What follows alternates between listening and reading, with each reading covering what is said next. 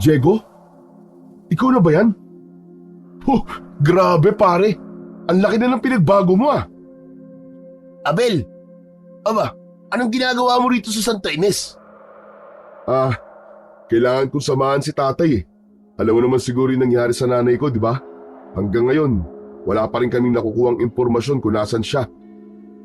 Hindi ka na dapat nagpunta pa rito, Abel. Mali itong desisyon mo na magbalik pa sa lugar na to. Nakakatakot naman yung sinabi mo pare. Bakit? Ano ba nangyayari dito sa Santa Ines? Pare, hindi na ito ang dating Santa Ines. Marami nang nagbago. Kung ako sa'yo, aalis na lang ako dito. Baka magaya ka pa sa mga tao rito na nawalan ng kakayahan na makaalis. Teka pare hindi ko naiintindihan ang sinasabi mo eh. Napakunot ang noo ni Abel nang sa gitna ng pag-uusap nila ng kaibigang si Diego ay tumalikod ito at naglakad palayo. Napakamot na lang sa likod ng ulo niya si Abel sa kakaibang kinilos ng kanyang kaibigan. Nakasalubong niya ito sa paglalakad niya papunta sa kanilang bahay, ngunit hindi niya inasahan na ang dating masiyahin at makulit na si Diego ay tila tinakasan na ng katinuan. Napailing na lamang si Abel at muling naglakad. Sigurado siya na matutuwa ang tatay niyang si Tonyo kapag nakita siya. 5 taon na siyang nawala sa Santa Ines upang magtrabaho sa syudad. Sa loob ng 5 taon na yon ay noon lang siya nagkaroon ng pagkakataon na makabalik sa kanilang lugar. Masakit para kay Abel ang pagbabalik niya sa Santa Ines dahil alam niya na pagdating niya sa kanilang bahay ay tanging ang tatay niya lamang ang madadatnan niya at wala ang kanyang inang si Sabel. Bahagyang naluha si Abel nang matanaw na niya ang bahay nila. Napakaraming alaala ang sabay-sabay na bumabalik sa kanya habang paliit ng paliit ang distansya niya sa kanilang bahay. Bumilis ang paghakbang ni Abel dahil hindi na siya makapaghintay na makita ang kanyang ama na si Tonyo. Nang nasa harap na niya ang pinto ng bahay nila, ay marahan siyang kumatok. Agad yung bumukas at bumungad sa kanya si Tonyo na namumugto ang mga mata. Niyakap ni Abel ang ama niyang si Tonyo at tinapik sa likod. Anak, ginulat mo naman ako. Hindi ka nagsabi na uuwi ka ngayon. Gusto ko po talagang sorpresahin ka, Itay. Kumusta ka na po rito? Ayos naman ako, anak. Pero syempre, iba pa rin kapag nandito ka. Mahirap mag-isa, lalo na nawala ang nanay mo. Huwag ka mag-alala, Tay. Nandito na po ako. Sasamahan ko po muna kayo rito. Pumasok si Abel sa bahay nila at naupo sa may sala. May mapait na ngiti sa labi na tiningnan niya ang paligid ng bahay na tila walang nagbago. Naroon pa rin ang mga lumang gamit nila na hindi niya na alam kung ilang taon nang naroon. Wala pa rin po palang pinagbago ang bahay natin, Tay. Halos ganun pa rin po simula nung umalis ako. Hindi ko rin talaga binago ang ayos nitong bahay, anak. Baka kapag bumalik ang nanay mo magalit sa akin dahil binago ko. Kilala mo naman yun. Ayaw na may nakikialam sa mga ayos dito sa bahay. Sandaling natahimik si Abel nang mabanggit ni Tonyo ang nanay niya. Nilukob siya ng kalungkutan. Itay, si nanay po pala. Ano po bang nangyari? May impormasyon na po ba ang mga pulis? 2 buwan nang nawawala ang nanay mo. Pero wala pa rin silang masabi kung nasan si Sabel. Nagpaalam siya sa akin noon Napupunta lang siya sa bayan. Dapat babalik siya bago maghapunan. Pero hindi na siya nakauwi, anak. Tinanong ko na lahat ng mga kapitbahay natin. Pero hindi daw nila nakita ang nanay mo Sinuyod na rin ng mga pulis ang kagubatan. Pero wala. Bigo sila. Nagtataka ang lahat kung ano nangyari sa kanya. Pero hindi lang ang nanay mo nawawala dito sa Santa Ines, anak. Marami na ring iba pang nawawala. Mga 4 na tao na siguro. At hindi pa kasama rin ang nanay mo at ang ibang tao sa ibang baryo. Diyos ko naman. Ano ba nangyayari dito, Tay? Akala ko si nanay lang ang nawawala. Wala bang ginagawa ang mga pulis? Hindi ba dapat ay tinututukan nila kasi hindi lang isa nawawala? Tingin ko kumikilos naman sila. Pero talagang malaking misteryo ang pagkawala ng mga tao rito, Abel. Huwag ka mag-alala, Itay. Kaya ako umuwi ay para makatulong sa paghahanap kay nanay. Hindi tayo titigil hanggat hindi natin siya nakikita.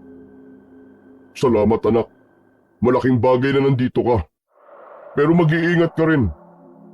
Iba ang takbo ng mga bagay-bagay dito ngayon. May mga kwento kasi na tungkol sa mga bagay na hindi maipaliwanag. Alam mo naman ang mga matatanda dito, mahilig sa mga kwento ng engkanto at aswang. Pero Itay, kailangan pa rin nating malaman ang totoo sa pagkawala ni nanay. Baka yun na rin na maging sagot sa pagkawala ng iba pa. Ewan ko pero hindi ako kumbinsido na tinututukan to ng mga pulis.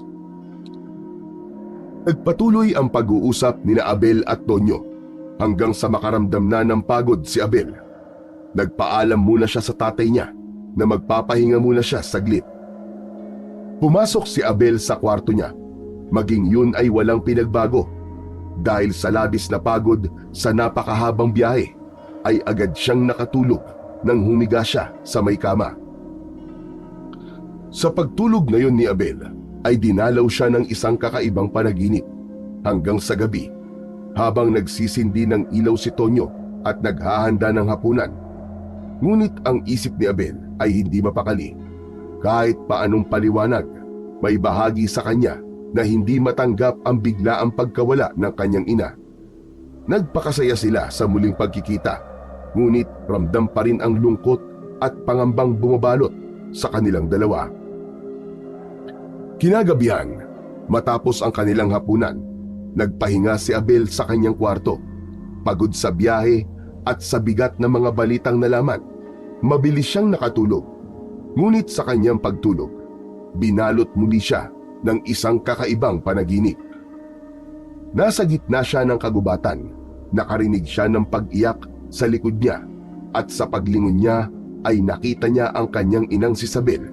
Nakatalikod yun sa gawi niya at walang tigil sa paghikbi. Marahang lumapit si Abel sa kanyang ina. Tinawag niya ito nang makalapit siya, ngunit hindi ito sumagot. Biglang humarap kay Abel ang kanyang ina. Namutla siya sa nakita dahil kakaiba ang itsura nito. Ang mga mata nito ay puro itim at ang mga ngipin ay parang mga pangil ng isang halimaw. Sinunggaban ni Isabel si Abel sa leeg. Napasigaw na lang siya nang maramdaman ang pagbaon ng mga ngipin nito sa kanyang balat. Nagising si Abel mula sa panaginip na yon. Humihingal siya at pawis na pawis. Hindi niya maipaliwanag ang takot na naramdaman niya sa panaginip na yon. Ang imahe ng kanyang ina na tila isa itong aswang ay malinaw pa sa kanyang isipan. Habang nakahiga siya, tinititigan niya ang kisame ng kanilang bahay. Alam niyang may malalim na dahilan ang panaginip na yon. Maaaring isa yung pangitain na magtuturo sa kanya sa kinaroroonan ng nawawala niyang ina.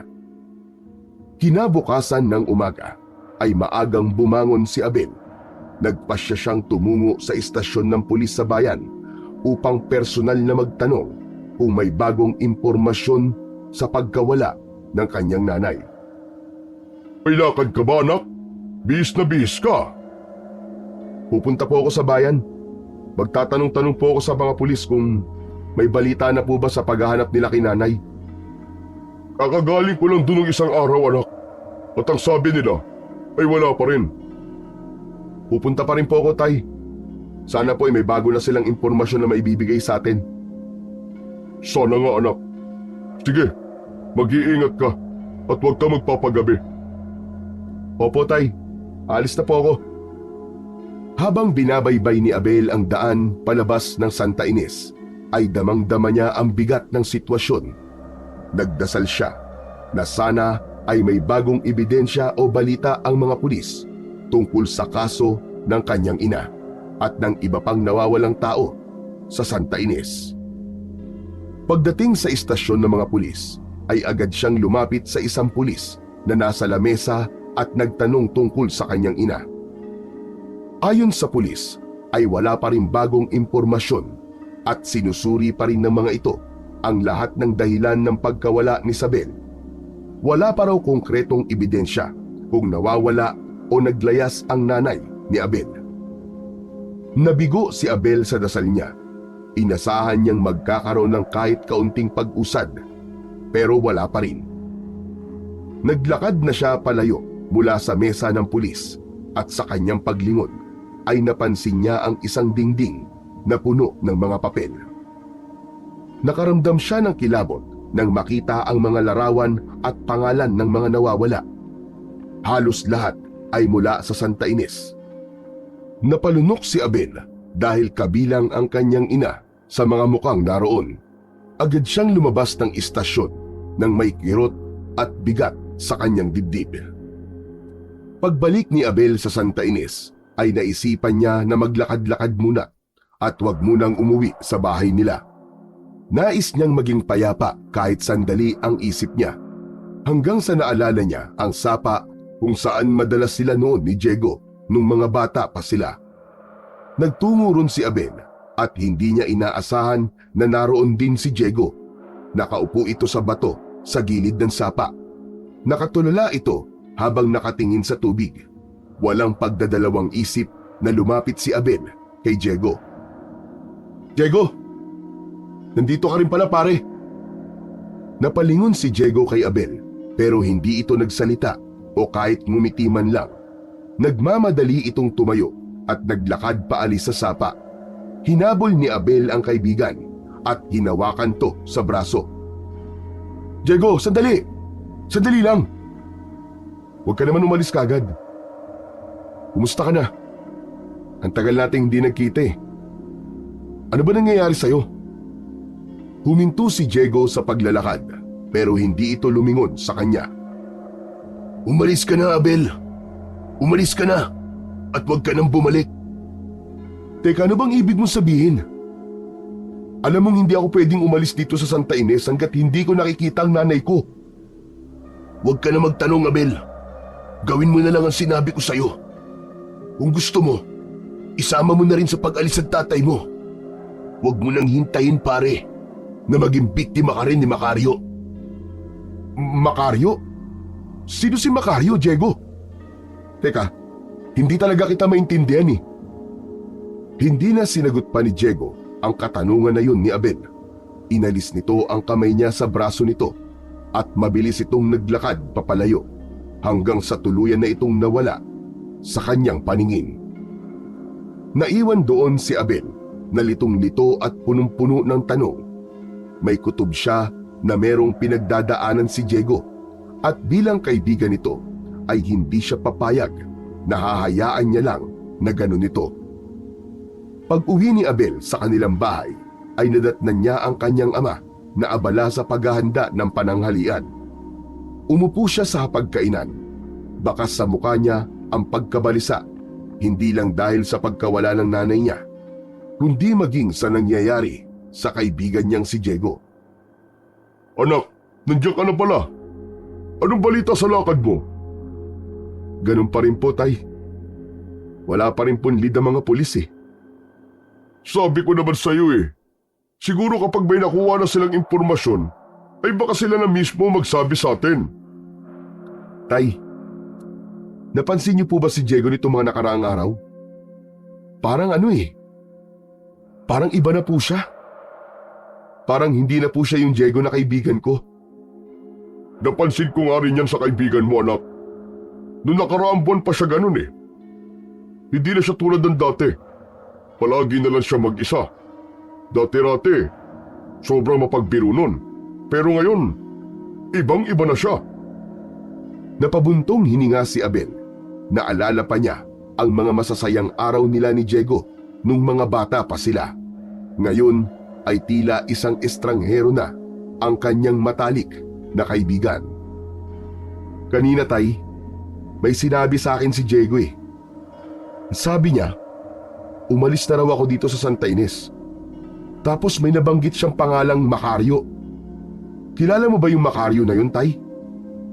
Wala akong kilalang Macario.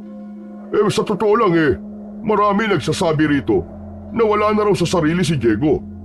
Kung bakit yun nangyari, ay wala nakakaalam. Nakaramdam ng labis na lungkot si Abel para sa kanyang kaibigan. Habang iniisip niya ang mga salitang binitiwan ni Diego, ay lalong bumibigat ang kanyang pakiramdam. Nagpatuloy si Tonyo sa kanyang ginagawa, habang si Abel naman ay napilitang mag-isip ng mga sunod na hakbang. Kailangan niyang malaman ang totoo, hindi lamang tungkol sa pagkawala ng kanyang ina, kundi pati na rin sa pagbabago ni Diego at ang misteryosong pangalang nabanggit nito. Sang umaga, nagising si Abel na masama ang pakiramdam. Ramdam niya ang init ng kanyang katawan. Tumayo siya mula sa kanyang higaan at naramdaman niya ang pananakit ng kanyang ulo. Pero nagpasya pa rin siyang lumabas ng silid niya upang kumain ng almusal kasama ang kanyang ama. Sa hapagkainan, tahimik na kumain si Abel. Halos hindi niya nagalaw ang pagkain niya dahil wala siyang ganang kumain. Anak, ayos ka lang ba? Parang nangangalumata ka. Masama ba ang pakiramdam mo? Nilalagnat po ako, Tay. Pero wag po kayo mag-alala. Iinom po ako ng gamot pagkatapos kong kumain. Pinilit ni Abel na kumain, ngunit matapos ang ilang subo ay naramdaman niya na parang may humahalukay sa loob ng kanyang tiyan. Mabilis siyang tumayo at tumakbo sa lababo upang sumuka. May pag-aalalang lumapit si Tonyo kay Abel. Aba anak, baka nabati ka. Nilalagnat ka tapos nagsusuka ka pa. Ang mabuti pa dalhin na kita ngayon kay Mang Elias. Sigurado ako na mapapagaling ka niya. Tay, hindi na po ako bata para magpagamot pa kay Mang Elias. Iinom na lang po ako ng gamot. Anak, walang pinipiling edad ang bati. Kahit bata o matanda, tinatamaan yan. Mas mabuti pa, pumunta na tayo kay Mang Elias. Mag-ayos ka na, sige na, para makaalis na kagad tayo. Wala nang nagawa pa si Abel, kundi ang pumayag sa gusto ng tatay niya. Pinagbigyan na lamang niya si Tonyo upang hindi na ito mag-alala. Matapos magpalit ng damit, ay agad na nagtungo ang mag-ama sa kubo ni Mang Elias. Pagdating ni Abel sa bahay ni Mang Elias, ay bumungad sa kanila ang amoy ng mga halamang gamot at mga langis. Lumabas si Mang Elias mula sa kubo at sinabi agad nila ang pakay nila. Pinapasok sila nito at inihanda agad ni Mang Elias ang mga kakailanganin nito sa paggagamot kay Abel. Ba, si Abel pala ito. Ang laki na ng pinagbago mo. Pumusyaw ang kulay mo.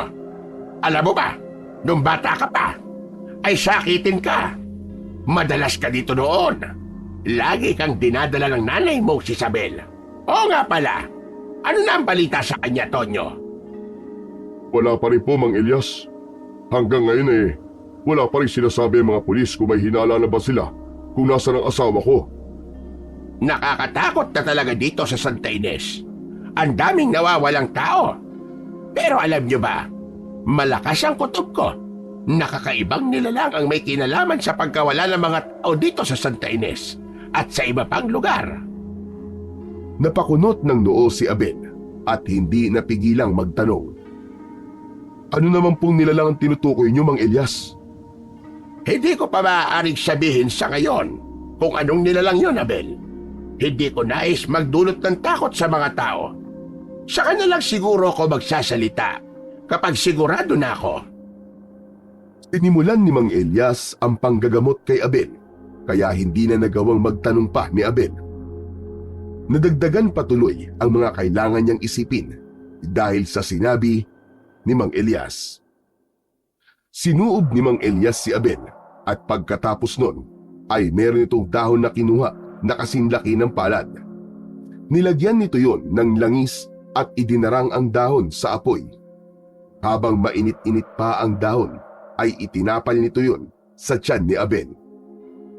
Huwag mong tatanggalin ang dahon na yan sa tiyan mo, Abel. Hayaan mong kusang matanggal yan. Okay po, Mang Elias. Maraming salamat po.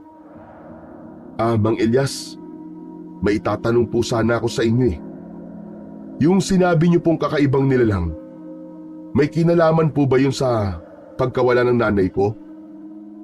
Malaki ang posibilidad, Abel. Pero hindi pa tamang panahon para sabihin ko ang lahat.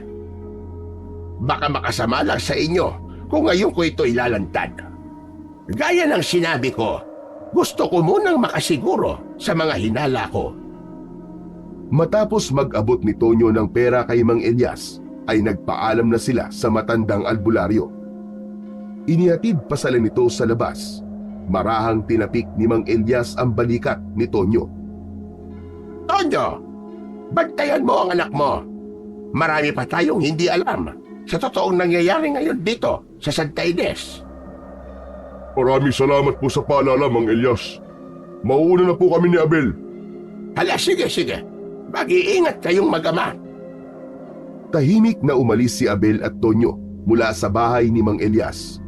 Habang naglalakad, ay hindi maalis sa isip ni Abel ang mga sinabi ni Mang Elias tungkol sa kakaibang nilalang na maaaring may kinalaman sa pagkawala ng kanyang ina. Nang sumunod na araw, ay naging maayos naman ang pakiramdam ni Abel. Habang kumakain sila ng almusal, ay agad niyang sinabi yun sa ama niyang si Tonyo. Tay, magaling na po ako. Wala na yung lagnat ko. Abay, mabuti naman. Mahusay talaga si Mang Elias. Wala talagang tatalo sa albularyong yun. Mamaya, magluluto ako ng ginataang langka para makapagpasalamat tayo sa kanya. Bibigyan natin siya ng lulutuin ko. Paborito kasi ni Mang Elias sa mga ginataang gulay eh. Tay, baka pwede ako na lang po magdadala sa kanya para personal po ako makapagpasalamat. Pagkatapos ng almusal, ay naging abala si Tonyo sa kusina. Binalatan at hiniwa nito ang langka. Maya-maya pa ay naaamoy na ni Abel ang mabangong niluluto ng kanyang ama. Bago sumapit ang tanghalian, ay tapos na sa pagluluto si Tonyo. Sumandok ito ng ginataang langka at pinuno nito ang isang malaking mangkok. Ipinatong nito ang mangkok sa pinggan at inabot yon kay Abel. Abel, dalhin mo tong ginataang langka kay Mang Elias. Ipaabot mo na rin sa kanya ang pasasalamat ko dahil napagaling ka niya, ha? Sige po tay, ako na pong bahala. Bilisan mo lang, anak, ha? Para pagbalik mo kakain na tayo. Agad na naglakad si Abel patungo sa bahay ni Mang Elias. Pagdating niya sa bahay ni Mang Elias, ay kumatok siya sa pinto. Ilang saglit lang ay bumukas yun at lumabas si Mang Elias. Ngumiti ang matandang albularyo nang makita si Abel. Aba, ikaw pala yan, Abel. Kumusta na ang pakiramdam mo? Ayos na po, magaling na po ako. Maraming salamat po, Mang Elias. Ito nga po pala. Dinalan ko po kayo ng ginataang langka bilang pasasalamat. Si tatay po ang nagluto niyan. Maraming salamat daw po. Aba, ay ganun ba? Ito talaga si Tonyo. Maraming salamat. Alam talaga ni Tonyo ang paborito kong ulam. Hala, sige. Halika rito. Pumasok ka muna at ililipat ko lang ng lalagyan nitong ulam. Pumasok sa kubo si Abel at naupo. Habang nasa maliit na kusina si Mang Elias, ay bumalik sa alaala ni Abel ang sinabi ni Mang Elias tungkol sa kakaibang nilalang. Maya-maya pa ay lumapit si Mang Elias kay Abel at inabot ang mangkok at pinggan. Hindi ko na hinugasan ng mga yan, para maulit. Mang Elias, may itatanong po sana ako tungkol po dun sa sinabi nyo kahapon eh. Ano po bang kakaibang nilalang ang tinutukoy nyo? Abel, sinagot na kita kahapon sa tanong mong yan. Hindi pa rin ako sigurado at ayoko magdulot ng takot sa mga tao o isipin nila na nababaliw na ako kapag sinabi ko kung anong nilalang yon. Mang Elias, nangangako po ako sa inyo na hindi ko po ipagsasabi sa kahit na kanino. Kahit po kay tatay, hindi ko po sasabihin. At hindi ko po iisipin na nababaliw kayo. Gusto ko lang po talaga malaman kung ano ang totoo at anong klaseng nilalang po ang sinasabi nyo. Minga ng malalim si Mang Elias. Tila pinag-isipan pa nito kung sasabihin ba nito ang nalalaman niya. Maya-maya pa ay isang malalim na paghinga ang pinakawalan ng matandang albularyo. Aasahan ko na tutupad ka sa pangako mong yan, Abel. Kaya magsasalita na ako sa iyo. Matagal ng panahon ang nakakalipas ay may isang malakas na aswang ang nanalasa dito sa Santa Ines.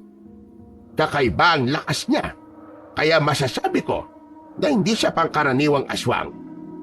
Sa sobrang lakas niya, ay may kakayahan siyang gawing aswang ang isang ordinaryong tao. Noon pa man, marami na siyang nasirang buhay at pinatay. Pero tumulong ang mga diwata para matalo siya. Ano po? Tama po bang narinig ko? Tumulong ang mga diwata? Nagbigay ang mga diwata ng isang makapangyarihang sandata sa isang karapat-dapat na tao. Ano pong makapangyarihang sandata yon, Mang Elias? Isang ginintuang sibat. Ipinagkatiwala ito sa taong yon at nagawa niyang talunin si Macario. Pero hindi namatay si Macario. Nakatakas si Macario, Abel. At sa tingin ko, bumalik na siya dito. Kaya nawawala ang mga tao dito sa Santa Ines. Natigilan si Abel at bumilis ang tibok ng kanyang puso. Bumalik sa isip niya ang isang usapan nila ng kaibigan niyang si Diego kamakailan lamang. May nabanggit si Diego noon na ang pangalan ay Macario. Sandali lang po. Si Diego po, yung kaibigan ko. Nabanggit din po niya sa akin ang pangalan ng Macario. Ang sabi niya ay umalis na ako rito sa Santa Ines bago pa ako maging biktima ni Macario. Mukhang may alam si Diego tungkol kay Macario. Kailangan makausap natin siya. Kung may impormasyon siya tungkol kay Macario, makatutulong yon para malaman natin kung ano ang susunod na hakbang natin. Tama, Mang Elias. Kung tama ka sa inala mo na si Macario ang dahilan ng pagkawala ni nanay at ng iba pa, baka matulungan niya tayo ni Diego. Pero kung totoong nandito na ulit si Macario, paano po natin siya malalabanan? Nasaan po ba ang gininto ang sibat? Nang maglaho ang taong pinagkatiwalaan ng mga diwata, ay naglaho na rin ang gininto ang sibat. Kaya hindi ko alam kung nasa na yun ngayon. Pero sa ngayon, ay kailangan muna nating makausap si Diego. Kailan po natin siya kakausapin? Mamayang gabi, pagkatapos ng hapunan. Huwag mo itong ipapaalam sa ibang tao, Abel. Dapat ay maging maingat tayo. Sige po, Mang Elias, nangangako po ako. Sige, magkita po tayo mamayang gabi. Pupuntahan ko na lang po kayo rito. Tumayo na si Abel at nagpaalam na kay Mang Elias. Habang naglalakad pa uwi, hindi niya maiwasang mapaisip sa bigat ng impormasyong nalaman niya. Kung totoo ang lahat ng yun, ay nasa malaking panganib sila. Kailangan nilang makausap si Diego para malaman kung bakit nito kilala si Macario. Dumating na si Abel sa kanilang bahay at gaya ng ipinangako niya kay Mang Elias, ay hindi niya sinabi sa kanyang ama ang naging usapan nila ng matandang albularyo. Kinagabihan, matapos maghapunan ay nagpaalam si Abel kay Tonyo na magtutungo siya kay Mang Elias upang makipagkwentuhan. Pagdating niya sa bahay ni Mang Elias, ay agad silang nagtungo sa bahay ni Diego. Pagdating ni Abel sa bahay ni Diego, ay nagkatinginan sila ni Mang Elias bago kumatok si Abel. Ilang saglit pa ang lumipas bago bumukas ang pinto. Sumilip si Diego sa pinto. Nanlaki ang mga mata nito nang makita sina Abel at Mang Elias. Diego, pwede ka ba namin makausap? Hindi sumagot si Diego. Sa halip, mabilis nitong isinarado ang pinto, pero naging mas mabilis si Abel. Agad niyang iniharang ang sarili sa pintuan, kaya hindi yung tuluyang naisarado ni Diego. Sandali lang, Diego, sandali! Kailangan lang namin ng ilang minuto. Hayaan mo kami makausap ka. Umalis na kayo. Ayoko makipag-usap sa kahit na sino. Itinulak ni Abel si Diego kaya nagawa niyang buksan ng malaki ang pinto. Nauna siyang pumasok at sumunod kagad sa kanya si Mang Elias. Payas na kayong dalawa. Wala kayong makukuhang sagot sa akin. Diego, gusto lang naming malaman ang totoo. Kilala mo ba si Macario? Hindi agad nakasagot si Diego. Tumalikod ito. Wala akong kilalang Macario. Wala. Diego, huwag kang magsinungaling. Nabanggit mo sa akin ang pangalan niya nung nagkita tayo sa sapa. Sabihin mo sa amin ang totoo.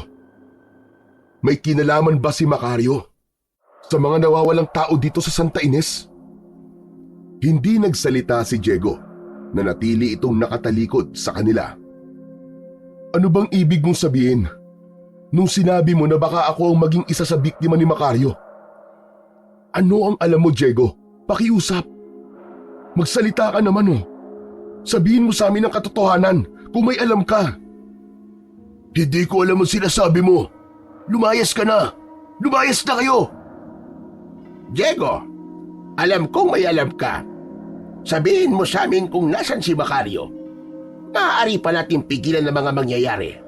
Naniniwala ako na malaki ang maitutulong mo para mapigilan natin ang balak ni Macario rito sa Santa Ines. Tumigil kayo. Wala kayong alam. Lumayas kayo. Layas! Nagsimulang magwala si Diego. Ibinato nito ang mga gamit sa mesa. Lahat ng gamit na mahawakan nito ay ibinabato niya sa dingding. Nagkalat at nasira ang mga gamit, kaya mabilis na lumapit si Abel kay Diego para pigilan ito. Diego, ano ba? Diego, sandali, uminahon ka. Tumigil ka na. Tama na.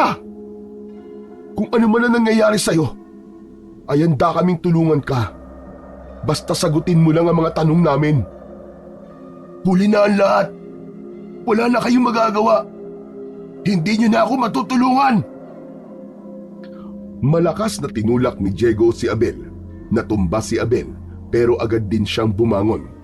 Lalapit sana siya ulit kay Diego pero mabilis itong tumakbo palabas ng bahay. Diego, sandali! Diego! Bumalik ka rito! Sinubukan ni Abel habulin si Diego, ngunit mabilis itong nawala sa paningin niya. Para bang nilamon ng kadiliman ang kaibigan niya. Huminga ng malalim si Abel. Labis siyang nag-alala para kay Diego. Hindi niya inasahan na magiging ganoon ang reaksyon ng kaibigan niya. Naguluhan siya at hindi niya alam kung ano ang kanyang dapat na gawin. Mang Elias, nawala si Diego. Di ko alam kung saan siya nagpunta. Kailangan natin siya tulungan, Mang Elias. Kung totoo nga ang sinasabi ng mga tao na nawawala na sa katinuan niya si Diego. Hindi nawawala sa katinuan si Diego, Abel. May mas malalim na dahilan kung bakit siya nagkakaganon. Ano pong ibig niyong sabihin? Ano po bang nangyayari kay Diego? Hindi ko pa alam, pero isa lang ang sigurado ko. Takot siya. Hindi siya baliw. May alam siya na ayaw niyang malaman ng ibang tao. Labis na nag-alala si Abel sa kalagayan ng kaibigan nito.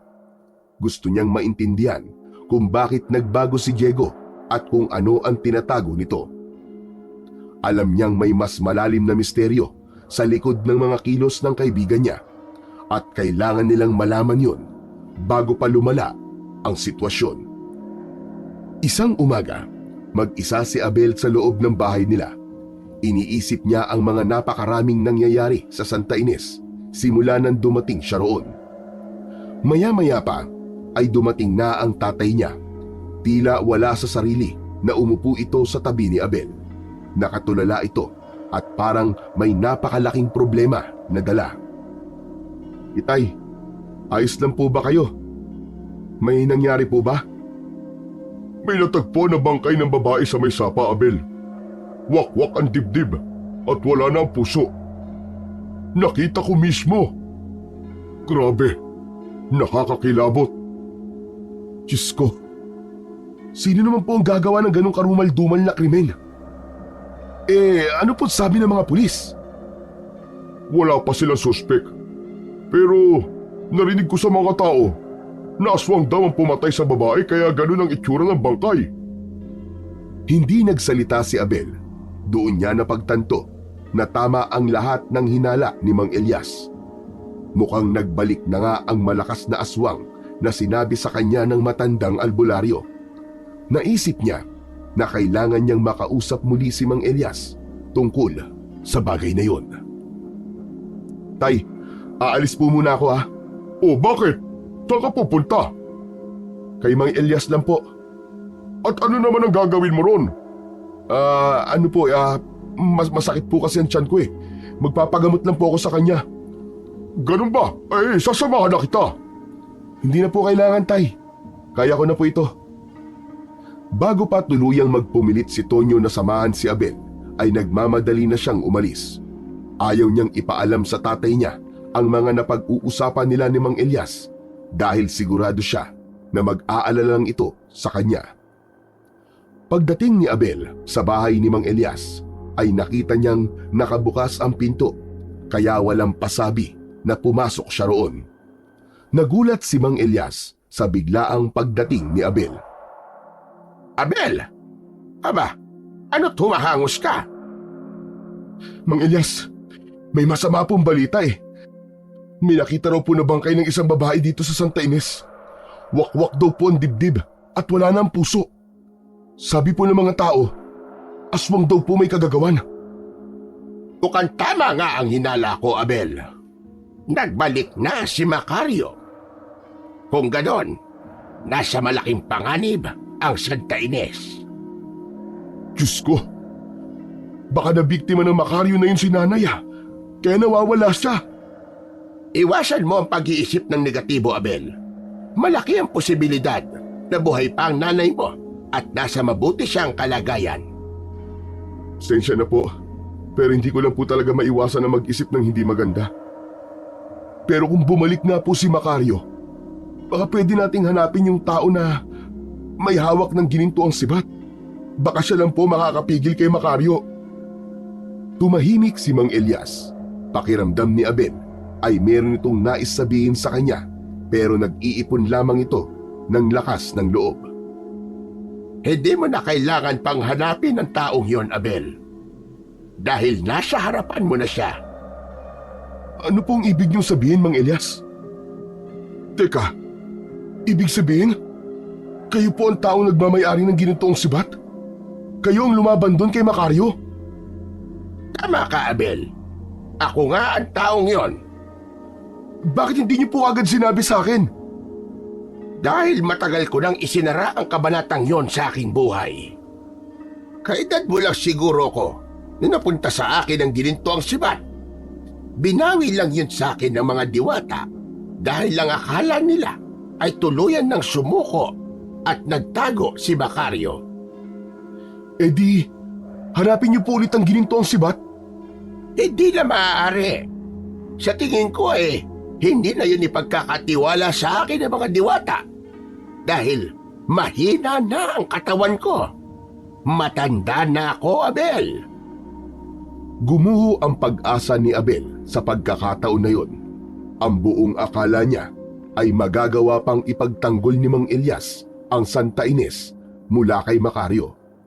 May kaba siyang naramdaman sapagkat pakiramdam niya anumang sandali ay magpapakita na si Macario sa Santa Ines at muli yung maghahasik ng kasamaan at karahasan.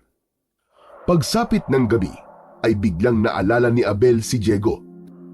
Ilang araw na ang nakalipas simula nang huli nilang makausap ni Mang Elias ang kanyang kaibigan. Naisipan niya na puntahan si Diego sa bahay nito upang kumustahin. Nang makarating siya sa harapan ng bahay ni Diego, ay napansin niyang bukas ang pinto nun. Sumilip siya sa loob, pero walang tao. Nagdesisyon si Abel na umalis na lang at bumalik sa ibang araw, pero bigla siyang nakarinig ng malakas at malalim na paghingal mula sa likod ng bahay. Inisip niya na baka si Diego yun. Naglakad si Abel papunta sa likod ng bahay. Pagdating niya roon, ay nakita niya ang isang lalaki na nakatalikod sa gawi niya. Nakaluhod yun sa lupa at parang may kinakain. Pinakatitigan ni Abel ang lalaki, Ngunit hindi niya masiguro kung si Diego ba yon o hindi dahil madilim. Diego? Pare, ikaw ba yan? Tumigil sa paggalaw ang lalaki at unti-unting nilingon si Abel. Nang makita ni Abel ang mukha ng lalaki, ay nakumpirma niyang si Diego ngayon. May hawak itong patay na pusa at yun ang kinakain nito. Puno ng dugo ang mukha ni Diego.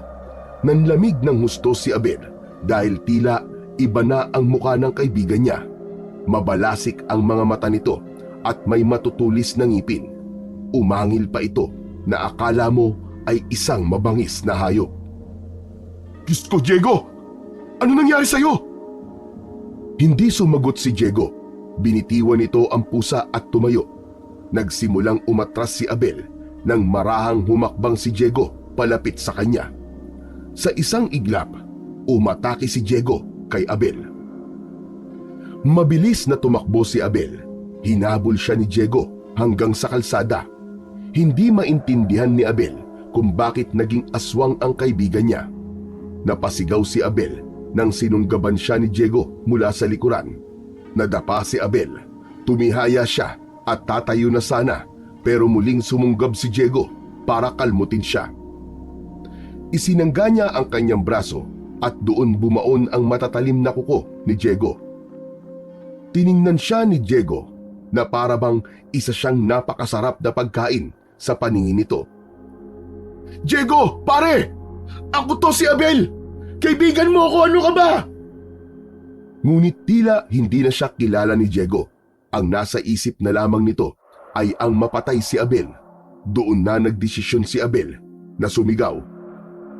Tulungan niyo ako! Saklolo! Tulong! Pumaibabaw si Diego sa kanya. Ngumanga ito ng malaki at muling umangil ng malakas. Nagpatuloy naman si Abel sa paghingi ng saklolo. Akmang sasakmalin na si Abel ni Diego nang may mga taong nagsilabasan mula sa mga bahay. Narinig ng mga yon ang sigaw ni Abel. Agad na sinugod ng mga tao si Diego. Ang iba sa mga yon ay may dalang gulok, kutsilyo at pamalong kahoy. Pinagtulungan ng mga yon si Diego. Nang hilakbot si Abel, nang makita niyang kahit duguan na si Diego, ay patuloy pa rin ang mga tao sa pananakit dito. Teka, tama na! Tama na! Huwag niyo siyang patayin, tama na! Ngunit tila hindi na nadinig ng mga tao si Abel.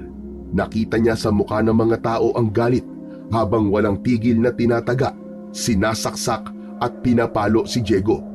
Hanggang sa tuluyan ng bumagsak ang duguang si Diego sa lupa. Napaluhod si Abel sa tabi ng katawan ni Diego. Hindi na yun humihinga. Nanginig siya at hindi makapaniwala sa kanyang nasaksihan.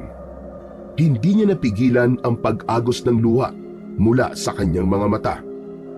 Ang taong matagal na niyang naging kaibigan at pinagkakatiwalaan ay isa palang aswang. Hindi niya matanggap na sa ganoong paraan mamamatay ang kanyang kaibigan.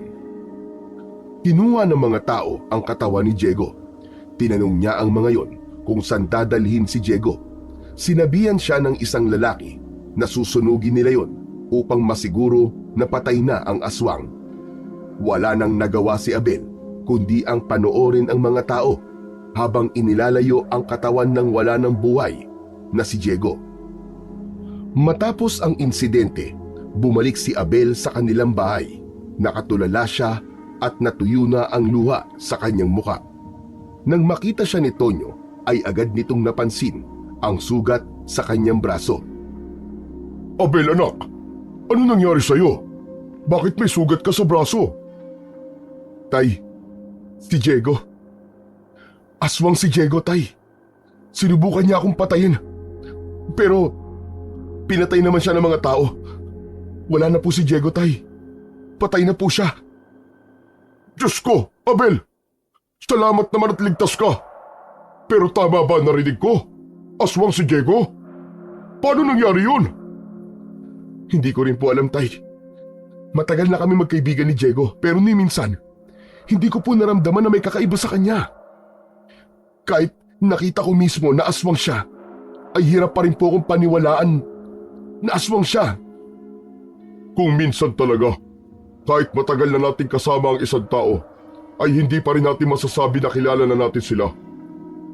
Pero salamat sa Diyos, anak, dahil ligtas ka. Tumango na lamang si Abel dahil hindi niya na kayang itago pa ang sakit na nararamdaman sa pagkawala ng kaibigan niya. Sana, nalaman ko agad na aswang si Diego, tay. Sana may nagawa pa ako para matulungan siya. Wala kang kasalanan, anak. Hindi mo kontrolado ang mga nangyayari sa ibang tao. Nang sandaling yon, ay bumalik sa isip niya ang mga masasayang sandali na kasama niya ang kaibigan niyang si Diego. Nang sumunod na araw, ay dumating si Mang Elias sa bahay ni na Abel. Nasa labas nun si Abel. Nagwawalis siya sa harapan ng bahay ng mga oras na yon. Mang Elias, napadalaw po kayo. Nandyan ba ang tatay mo, Abel? Wala po rito si tatay eh. Nasa bayan po. Bakit po, Mang Elias? Tumingin si Mang Elias sa paligid na parang sinisiguro nitong walang ibang tao na makakarinig sa mga sasabihin nito. Mabuti naman kung ganon. Gusto kong makausap ka ng tayong dalawa lang, Abel. Ano pong pag-uusapan natin, Mang Elias? Parang seryoso po yan ah. Totoo ba ang narinig kong balita, Abel? Yung tungkol kay Diego? Totoo bang aswang siya at inatake ka niya? Opo, totoo po yun, Mang Elias. Hindi ko rin po akalain na aswang si Diego. Nakakalungkot lang po na napatay po siya ng mga tao. Baka po kasi matulungan pa natin siya na maging tao eh. Ngayon ay sigurado na ako. Nagbalik na nga rito si Macario. Ganito rin ang ginawa niya noon. Ginagawa niyang aswang ang mga inosenteng tao para maghasik ng lagim dito sa Santa Ines. Kung ganun po, hindi talaga aswang si Diego? Ginawa lang siyang aswang ni Macario? Tama ka, Abel. Bata pa lang kilala ko na kayo ni Diego. At alam kong hindi aswang ang kaibigan mo na yon. Siguro kaya siya nagbago ay nais niyang itago sa mga tao na naging aswang siya. Alam niya kasi na paniguradong papatayin siya ng mga tao kapag nalaman na isa siyang aswang. Nalulungkot po talaga ako, Mang Elias, sa sinapit po ng kaibigan ko. Pero ano na po ang gagawin natin ngayon? Paano po natin mabibigyan ng tuldok ang kasamaan ni Macario? Kailangan natin makuha ang ginintoang sibat. Yun lang ang tanging sandata na makakapatay kay Macario. Hindi po ba sabi niyo hindi niyo na kayang gamitin ang ginintoang sibat? Pero salamat po dahil nagbago ang isip niyo, Mang Elias. Kung ano man po may tutulong ko para makita niyo ulit ang ginintoang sibat, ay gagawin ko po. Maaasahan niyo ako sa bagay na yan, Mang Elias. Hindi ako maghahanap, Abel. Kundi ikaw. Ha? Ako po? Teka, bakit po ako? Bakit hindi na lang po kayo? Hindi ko na kaya, Abel. Tulad nga na sinabi ko, matanda na ako. Ang katawan ko ay hindi na kasing lakas ng dati. Ikaw ang nakikita kong karapat-dapat na gumamit ng ginintoang sibat. Malakas ka, matapang, at higit sa lahat, may puso ka para sa mga tao sa iyong paligid. Pero Mang Elias, paano po kung hindi ko kaya? Hindi ko alam kung sapat ba ang lakas ko para harapin si Macario. Kaya mo, Abel. Kaya mo. Hindi mo kailangan maging sobrang lakas. Kailangan mo lang ng tapang at determinasyon.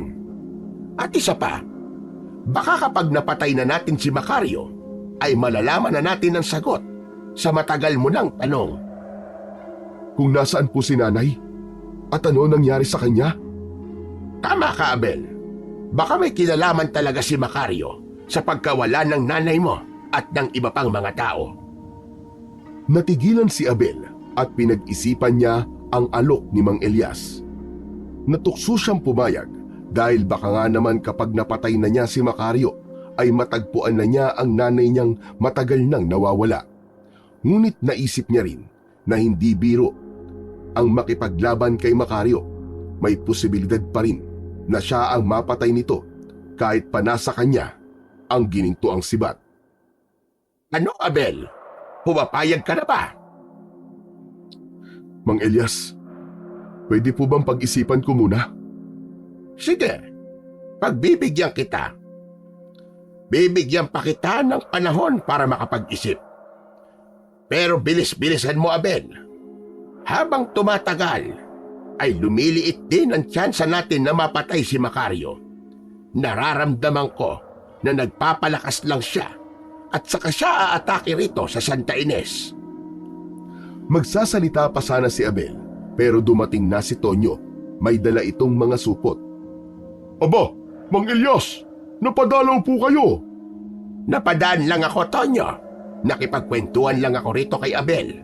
Interesado kasi na maging isang albularyo. Aba, totoo ba yun, Abel? Gusto mo maging albularyo? Ha? Opo, tay. Pero ang sabi po ni Mang Elias ay hindi ako yayaman sa pagiging albularyo, kaya huwag kong iwanan ang trabaho ko sa syudad. Wala namang problema kung magiging albularyo ka, anak. Maganda nga yun at marami kang tao matutulungan. Nagpaalam na si Mang Elias at nang makaalis ang matandang albularyo ay pinag-isipan ni Abel ng gusto ang mga sinambit nito sa kanya. Handa naman siyang harapin si Macario. Ang ikinakatakot lang niya ay kung sakali na mamatay siya. Ayaw niyang maiwan na mag-isa ang tatay niya. Nawawala na nga ang nanay niya, tapos baka mamatay naman siya. Hindi niya alam kung kakayanin ng tatay niya kapag nangyari yun. Kinagabihan, muling napaniginipan ni Abel ang kanyang ina na si Sabel. Nasa isang madilim at masukal siyang kagubatan. Tahimik ang kapaligiran, maliban sa mahinang pag-ugong ng hangin na tila bumubulong ng mga salitang hindi niya maintindihan. Naglalakad si Abel hanggang sa nakita niya ang kanyang nanay. Nakatayo yun sa harapan niya habang umiiyak. Ang mga kamay nito ay nakahawak sa dibdib. Mabigat ang tingin nito kay Abel at sa bawat pagpatak ng luha nito ay ramdam ni Abel ang pighati ng kanyang ina. Sumama si Sabel sa kanya, humingi ito ng tulong sa kanya. Anito ay hirap na ito. Napakasakit na marinig para kay Abel ang mga salitang yon. Sinubukan niyang lumapit kay Sabel, ngunit parang may puwersang pumigil. Sa bawat hakbang na kanyang ginagawa ay mas lalo lamang siyang napapalayo. Nagising si Abel mula sa panaginip na yon, na humihingal at pawis na pawis. Pakiramdam niya ay totoong-totoo ang panaginip niyang yon. Nanatili siyang nakatitig sa kisame habang pinag-iisipan kung ano ang kahulugan ng panaginip niya. Doon niya napagtanto na baka nga buhay pa ang nanay niya at sa pamamagitan ng panaginip niya ay humingi ito ng tulong sa kanya. Kinabukasan, hindi mapakali si Abel. Hindi niya matanggal sa isipan ang nakita niya sa kanyang panaginip. Bumalik sa alaala niya ang mga sinabi ni Mang Elias sa huling pag-uusap nila. Bigla niyang naisip na baka nga tama si Mang Elias. Baka nga ang daan upang makita niya ang kanyang ina ay ang kamatayan ni Macario. Hindi niya malalaman kung totoo yun, kung hindi siya kikilos. Kaya't napagpasyahan niyang pumunta sa bahay ni Mang Elias. Nakita niya ang matandang albularyo na nakaupo sa hagdan, paakyat sa kubo nito. Abel, nandito ka ba dahil nakapagdesisyon ka na? Opo, Mang Elias. Pumapayag na po akong hanapin ko ang ginintuang sibat. Sigurado ka na ba sa desisyon mo? Hindi magiging madali ang pagsubok na kakaharapin mo. At kapag tinanggap mo ito, ay wala nang atrasan. Sigurado na po ako, Mang Elias. Kailangan ko pong makuha ang ginintuang sibat na yon para labanan si Macario. Baka nga po tama kayo. Baka nga makita ko na si nanay kapag napatay ko siya. Marami nang isinakripisyo si nanay mula pagkabata ko. Kaya ngayon, ako naman ang magsasakripisyo para sa kanya. Pinapasok si Abel ni Mang Elias sa kubo nito. May kinuha itong kahon at mula roon ay may inilabas itong lumang papel na nakatupi. Binuklat nito ang papel at ipinakita yon kay Abel. Nalaman ni Abel na isa yung mapa. Ang ginintoang sibat ay matatagpuan sa gubat na nasa dulo ng Santa Ines. Nasa loob yon ng isang kuweba at ang mapa na ito ang gagabay sa iyo papunta roon. Paano ko po makukuha ang sibat? Sapat na po bang puntahan ko lang ang kuweba? Hindi yon magiging ganong kasimple, Abel. Sinabi sa akin ng diwata na ako ang dapat na maghanap ng susunod na gagamit ng ginintoang sibat kapag kinakailangan niyong gamitin muli para makipaglaban sa mga kampo ng kadiliman. Ngayon, nakita ko sa iyo ang kakayahan at tapang, pero hindi ako magdidesisyon kung ikaw nga ang karapat-dapat. Teka, ano pong ibig niyong sabihin? Susubukin ka ng diwata, Abel. Sila ang magdidesisyon kung karapat-dapat kang gumamit ng ginintoang sibat. Ako lamang ang pipili ng taong may posibilidad na magiging susunod na tagapangalaga ng ginintoang sibat. Kailangan mong maging matatag, lalo na kapag pumasok ka na sa kuweba. Doon, mas malakas ang mga pagsubok na darating sa'yo. At sa oras na makita mo na ang sibat, kailangan mo itong patakan ng sarili mong dugo. Saka mo lang siya maaaring hawakan at kunin. Kapag nagawa mong mahila ang sibat mula sa isang bato, ibig sabihin ay pinili ka na rin ng mga diwata bilang tagapangalaga ng ginintoang sibat. Napalunok si Abel. Kinabahan siya. Ngunit sinabi niya sa sarili niya na hindi siya maaaring magpatalo sa kaba at takot. Handa na po akong harapin ang lahat ng pagsubok, Mang Elias. Basta makuha ko lang po ang ginintoang sibat at makita na namin ni tatay si nanay. Matagal na tinitigan ni Mang Elias si Abel.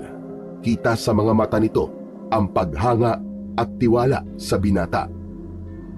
Malakas ang kutob ko na kaya mo, Abel. At sa tingin ko, hindi lang sibat ang makukuha mo ron. Marahil, pati ang mga sagot sa hinahanap mo. Tumango si Abel. Umasa siya na sa gagawin niyang yon ay mabibigyan ng liwanag ang misteryo sa pagkawala ng kanyang ina. Yun ang nagbigay sa kanya ng lakas para isagawa ang misyon na yon. Saan po ako magsisimula, Mang Elias? Inilapit ni Mang Elias ang daliri sa mapa at itinuro ang daan patungo sa kuweba.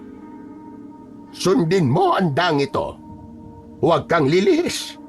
At tandaan mo, kapag nasa loob ka na ng kuweba, ay huwag kang magdadalawang isip. Manatili kang matatag at huwag mong kalimutan ang dahilan kung bakit ka naroon. Minga ng malalim si Abel matapos na ibigay ni Mang Elias ang mapa sa kanya. Sa pagkakataon na yon ay buong-buo na ang loob niya na kunin ang ginintoang sibat at maging susunod na tagapangalaga. Nang sumunod na araw ay maagang nagising si Abel. Dala niya ang mapa ni Mang Elias na magiging gabay niya patungo sa ginintoang sibat. Bago tumungo sa gubat ay dumaan muna siya sa bahay ni Mang Elias. Agad naman siyang hinarapan ng matandang albularyo. Mang Elias, ngayon na po ako pupunta sa ginintoang sibat. Nais ko po sanang humingi ng basbas niyo para mas lalo ako magkaroon ng lakas ng loob para mapagtagumpayan ang misyon na ito. Ipinatong ni Mang Elias ang isa nitong kamay sa ibabaw ng ulo ni Abel. Bilang dating tagapangalaga ng ginintoang sibat, ibinibigay ko sa iyo, Abel, ang aking basbas.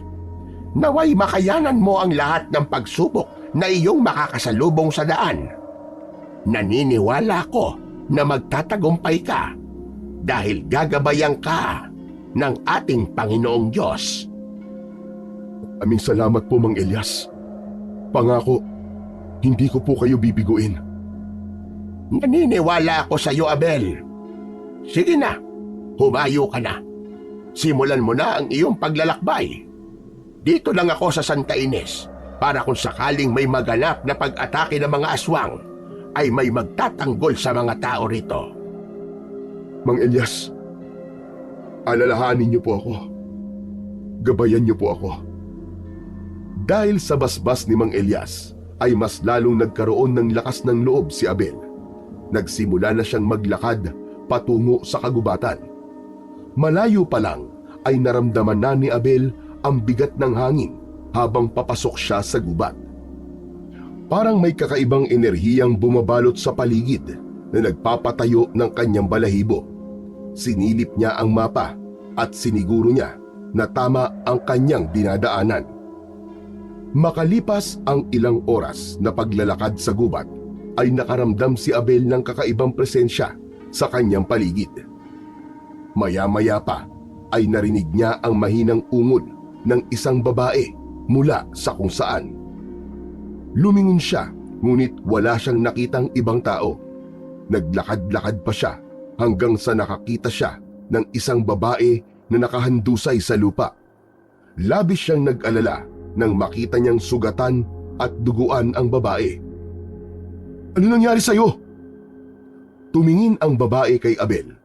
Kahit sugatan nito, ay kapansin-pansin ang angking kagandahan nito na para bang isa tong diyosa na nagkatawang tao. Inatake ako ng aswang kagabi. Halos patayin niya ako.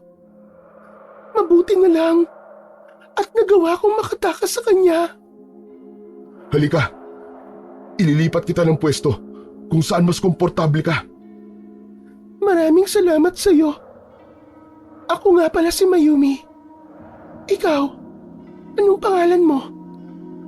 Abel, tawagin mo akong Abel. Maingat na binuhat ni Abel ang babae. Inihiga niya ito sa ilalim ng puno at sinuri ang mga sugat nito. Mabuti na lang at nakita mo ko. Ano palang ginagawa mo rito sa gubat, Abel?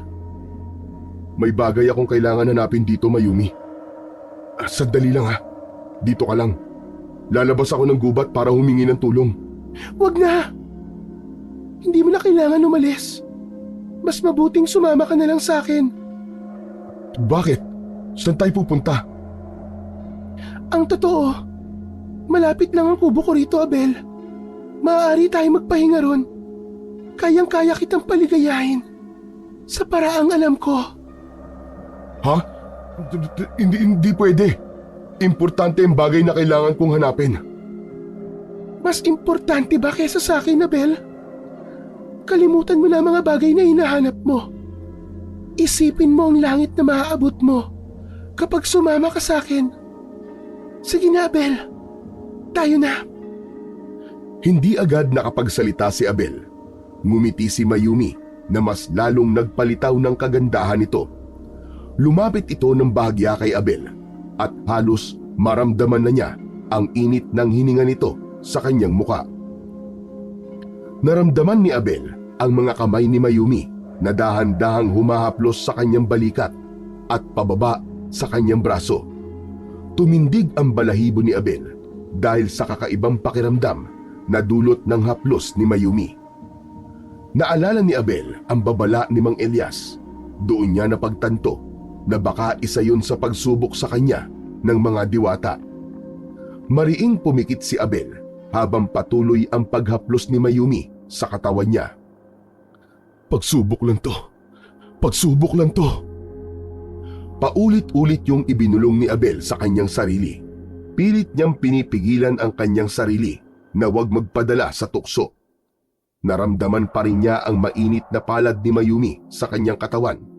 Ngunit nagmatigas siya at sinubukan niyang hindi magpaapekto. Makalipas ang ilang sandali, ay unti-unting naramdaman ni Abel na nawala na ang paghaplos ni Mayumi. Nang idilat niya ang kanyang mga mata, ay wala na si Mayumi.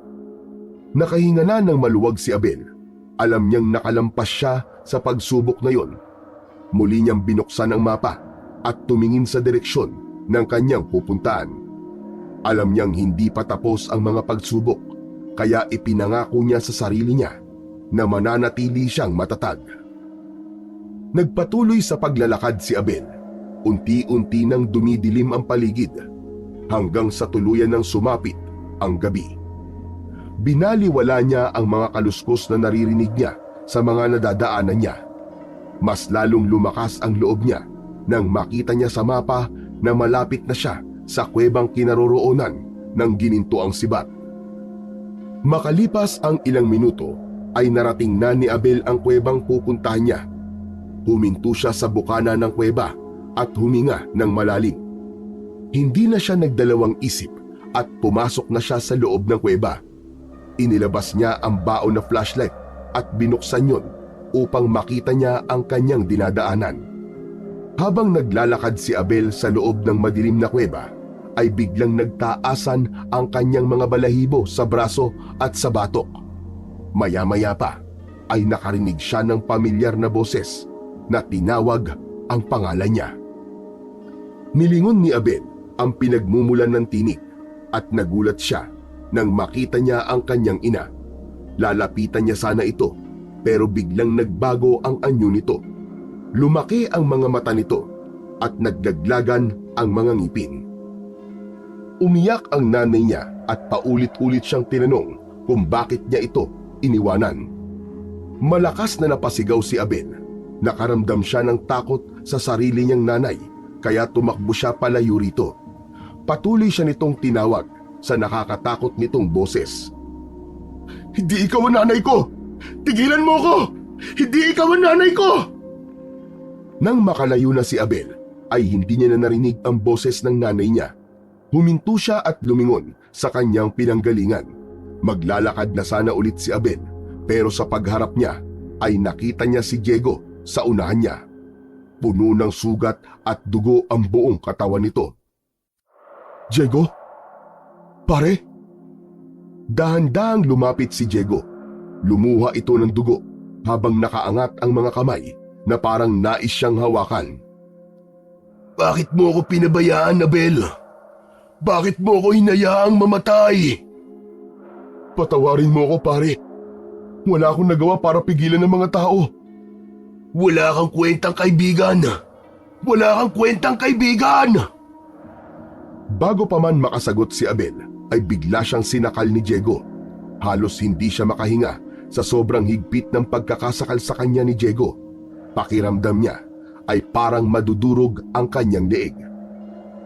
Puno ng galit ang mga mata ni Diego at tuloy-tuloy ang pagdaloy ng dugo sa mga mata nito. Halos mabaliw si Abel sa takot at pagsisisi. Pumikit siya. Pilit niyang kinalma ang sarili at sinabi sa isip niya na hindi totoo ang lahat ng nakikita niya. "Hindi ito totoo. Hindi ito totoo." Paulit-ulit niyang sinabi yon hanggang sa lumuwag na ang pagkakasakal ni Diego sa leeg niya.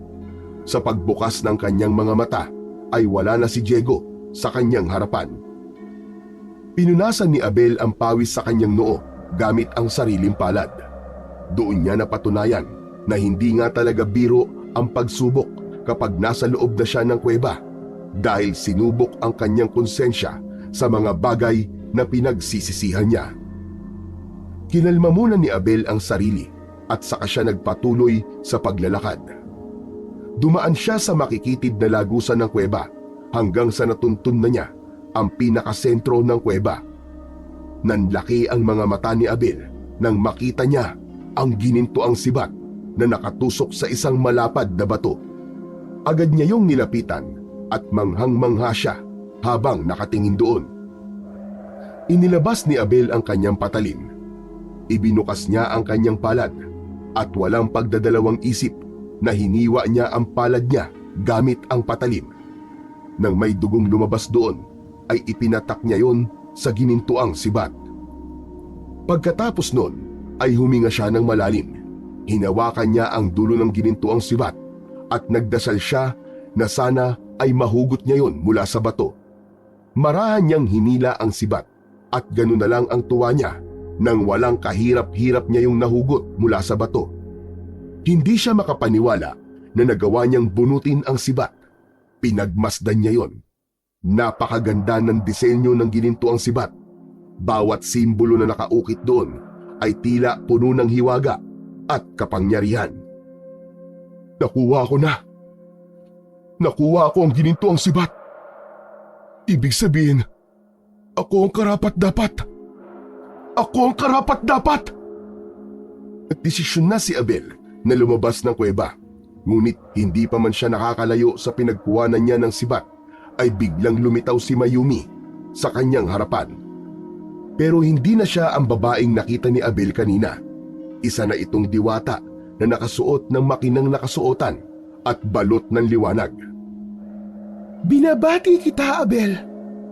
Nalagpasan mo ang lahat ng pagsubok. Hindi nagkamali si Elias sa pagpili sa iyo. Natigilan si Abel. Hindi siya makapagsalita at nakatitig lang siya kay Mayumi. Mula ngayon, ikaw na ang tagapangalaga ng ginintuang sibat. Ang sibat na yan ay magbibigay sa iyo ng lakas at kapangyarihan upang labanan si Macario. Gamitin mo yan ng may karunungan. At tatandaan mo, Abel, ang kapangyarihan ng sibat ay para lamang sa mabuti. Maraming salamat, Diwatang Mayumi.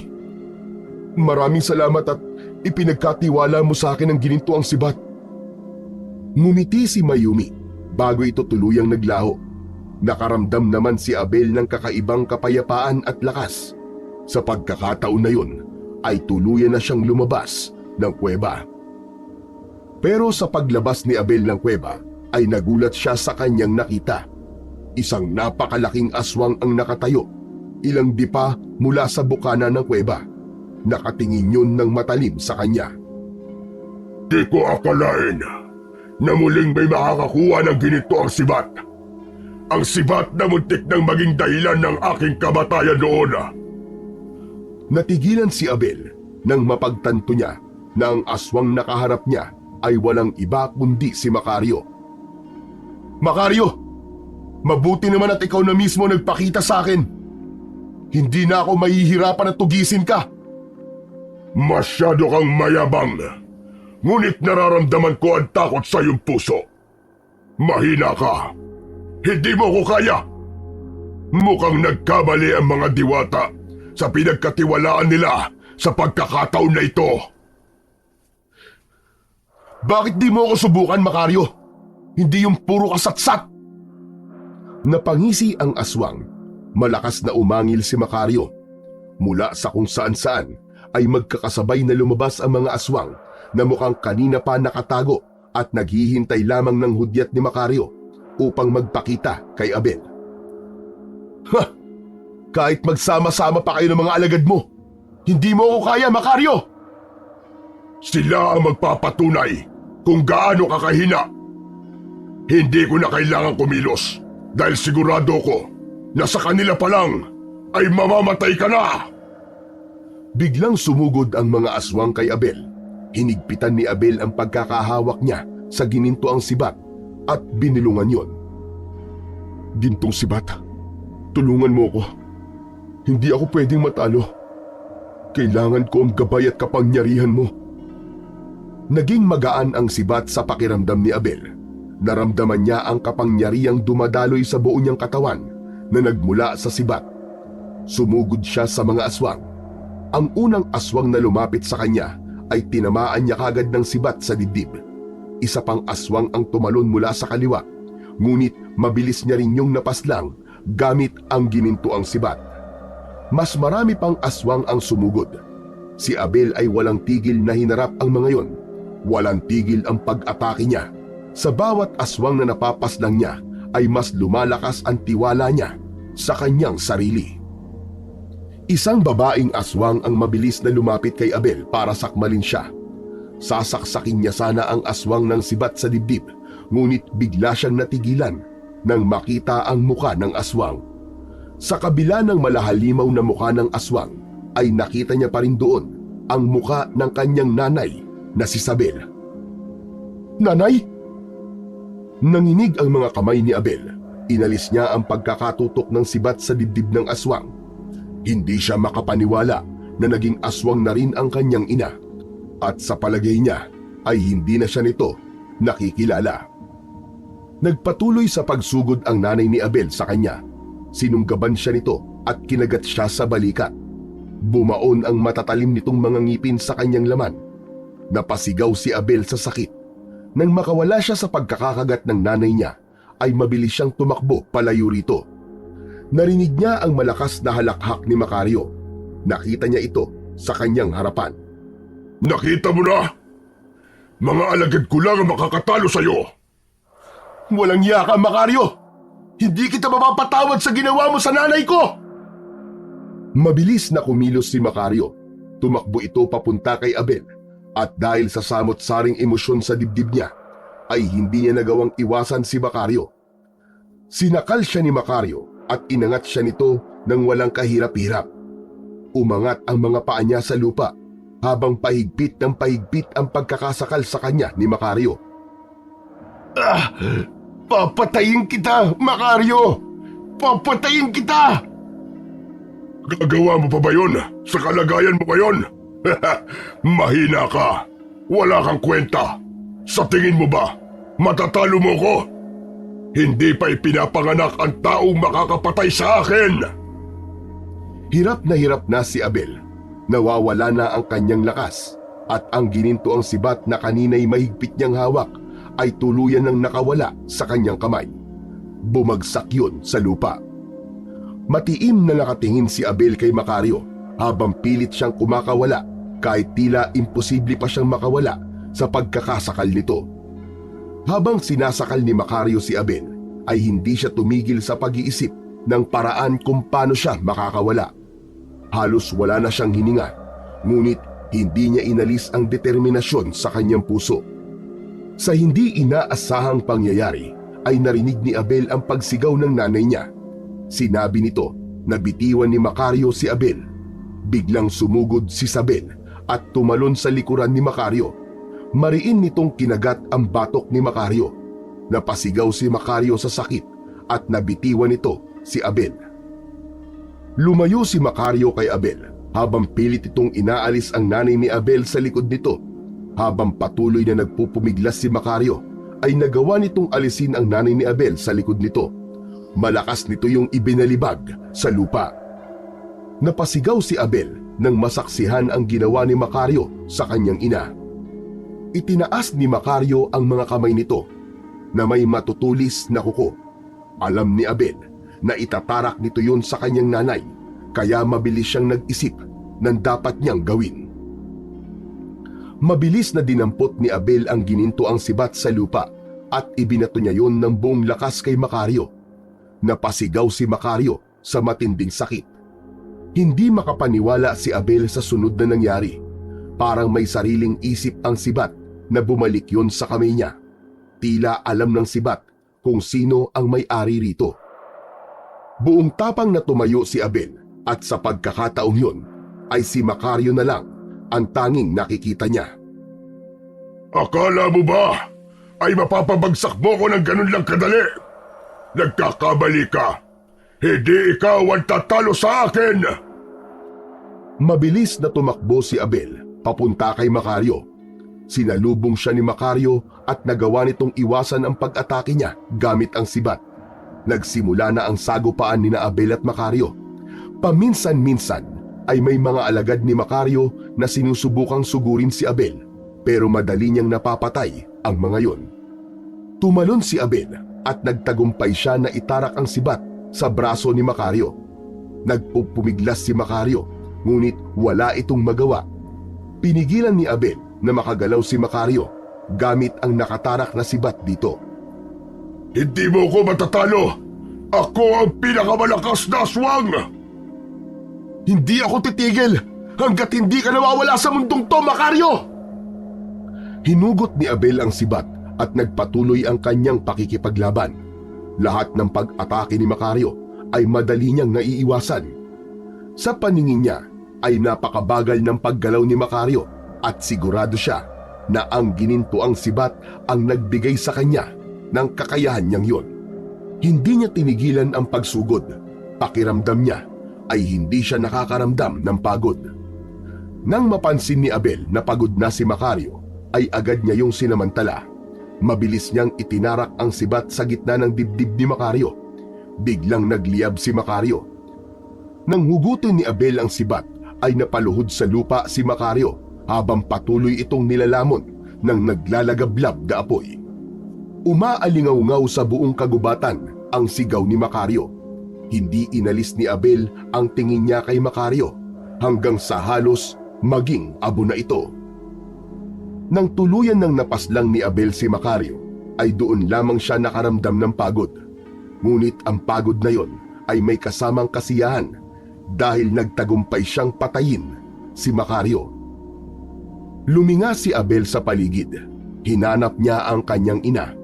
Nakita niya itong nakahiga sa lupa, sugatan, ngunit buhay pa. Lumapit siya sa kanyang ina at lumuhod. Hindi siya makapaniwala nang bumalik na ito sa pagiging tao. Maging ang lahat ng aswang na naroon ay naging tao na ulit matapos mamatay ni Macario. Hindi na napigilan ni Abel ang umiyak. Maigpit niyang niyakap si Isabel. Matagal na niyang pinagdasal ang sandaling yon at hindi siya makapaniwala na nangyayari na yon. Habang umiiyak, ay humingi ng tawad si Isabel kay Abel. Ayon kay Isabel, nang maging aswang ito dahil kay Macario, ay pinili nitong magtago na lamang sa kagubatan dahil sa tuwing nagiging aswang ito sa gabi ay hindi na nito alam ang ginagawa nito at sinusunod na lamang nito kung ano ang iuutos ni Macario. Kanina, hindi alam ng nanay ni Abel kung paano nito nakilala si Abel kaya ipinagtanggol siya nito mula kay Macario. Matapos yun, ay patuloy pa rin ito ng paghingi ng tawad kay Abel. Wala po kayong kasalanan, Nay. Biktima lang din po kayo kagaya ng mga taong nandito ngayon. Pero ang importante po, wala na si Macario.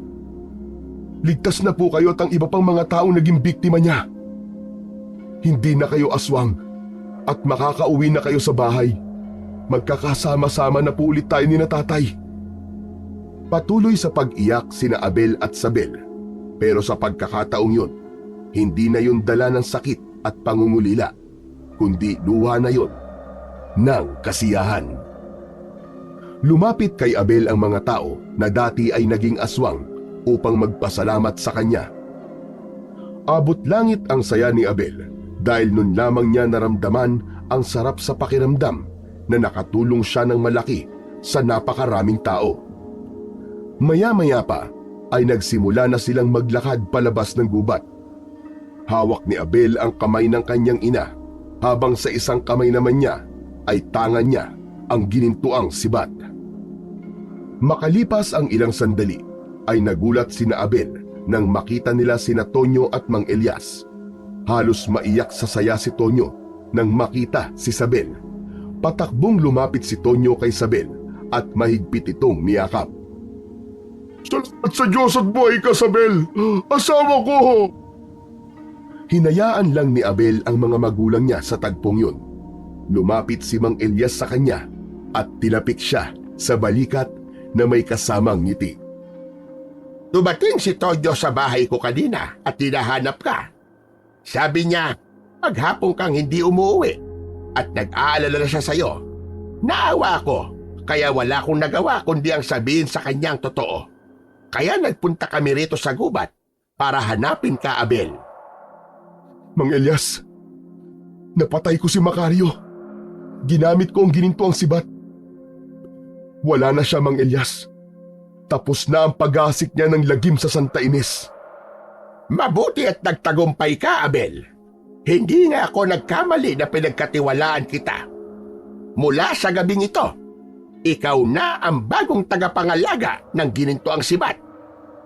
Ngunit hindi sa kamatayan ni Macario matatapos ang tungkulin mo. Maaaring may iba pang aswang ang susubukang umatake sa Santa Ines. Kailangan ka namin sa pagkakataon na yon, Abel. At sana, hindi maglaho ang tapang at kabutihan ng iyong puso. Naiintindihan ko po, Mang Elias. Tinatanggap ko po ng maluwag ang tungkulin ko. Gagawin ko po ang lahat para ipagtanggol ang bayan natin laban sa mga aswang at sa iba pang alagad ng kadiliman. Tiningnan ni Abel ang ginintuang sibat na hawak niya. Alam niyang hindi pa tapos ang laban niya. Alam niya na may paparating pang mga panganib, pero buo na ang loob niya. Alam niyang handa na siya sa kahit na anong laban at pagsubok na darating sa buhay niya at sa Santa Ines. Lumapit si Tonyo kay Abel at siya naman ang niyakap nito. Ipinagmamalaki kita, anak. Noon pa man ay alam ko nang may kakaiba sa'yo. Alam ko na may magagawa kang kabayanihan at sa gabing ito ay pinatunayan mo na isa ka talagang bayani. Maraming salamat po, Tay. Pero pasensya na po kayo kung naglihim po ako sa inyo. Wala yun, anak. Ang mahalaga ay nailigtas mo ang nanay mo at ang iba pang mga taong nawawala. Hindi lang kami ng nanay mo ang pinasaya mo, anak, kundi ang mga pamilya ng mga taong nandito. Maya-maya pa ay magkakasabay na silang naglakad palabas ng gubat. Habang binabaybay nila ang daan pauwi, pakiramdam ni Abel ay unti-unti na ring bumabalik sa normal ang lahat. Wala na ang bigat ng takot sa kanyang dibdib at masaya siyang kompleto na muli ang kanyang pamilya. Alam niyang kahit may malaking responsibilidad na nakaatang sa kanyang balikat, ay magagawa niya yung dalhin dahil palaging nasa tabi niya ang mga mahal niya sa buhay upang suportahan siya. Matapos ang lahat ay nagdesisyon si Abel na wag nang umalis sa Santa Ines. Naisip niya na mas makakabuti na kasama niya ang kanyang mga magulang upang mabantayan niya ang mga ito. Isa rin sa dahilan niya ng pananatili roon ay upang gampanan ang kanyang tungkulin bilang bagong tagapangalaga ng Ginintuang Sibat.